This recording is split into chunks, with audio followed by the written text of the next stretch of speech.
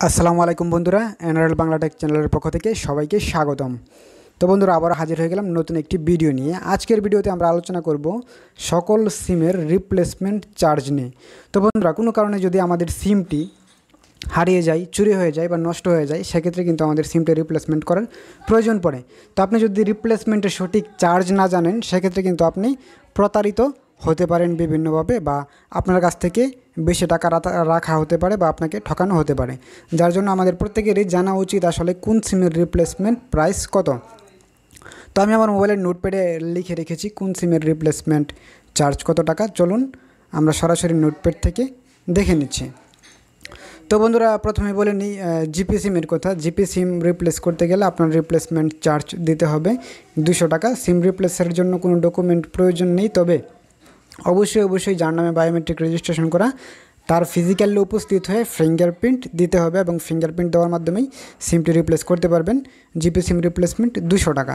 তারপর আসি বাংলা লিঙ্কে। বাংলা লিঙ্ক সিম রিপ্লেসমেন্ট চার্জও কিন্তু সেম, অর্থাৎ 200 টাকায়। আপনারা বাংলা লিঙ্ক সিম রিপ্লেস করতে গেলেও 200 টাকা দিয়েই কিন্তু রিপ্লেস করতে হবে।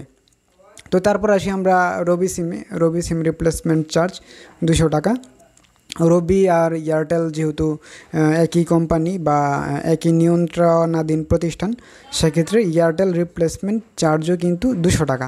তো আমরা দেখতে পাচ্ছি যে বাংলাদেশে যে কয়টা অপারেটর রয়েছে মোটামুটি সবগুলোর রিপ্লেসমেন্ট চার্জ কিন্তু 200 টাকা। এটা হচ্ছে তাদের অফিসিয়াল চার্জ।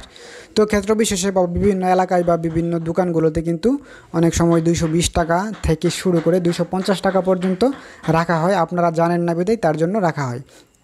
তো কোনো দোকানে যদি আপনার কাছ থেকে 200 টাকার উপরে চার্জ দাবি করে, সেক্ষেত্রে কিন্তু আপনারা তাদেরকে বুঝিয়ে বলতে পারেন যে এটা অফিসিয়াল চার্জ 200 টাকা। যখন আপনি অফিসিয়াল চার্জ জানবেন এবং কনফিডেন্টলি বলবেন, সেক্ষেত্রে কিন্তু আপনার থেকে বেশি টাকা রাখবে না। যদিও রাখতে চাই, সেক্ষেত্রে আপনি দোকানের সামনে 1-to-1 হেল্পলাইনে কল দিয়ে কিন্তু যাচাই করে নেবেন, তাহলে আপনার কাছ থেকে 200 টাকার বেশি কিন্তু রাখবে না।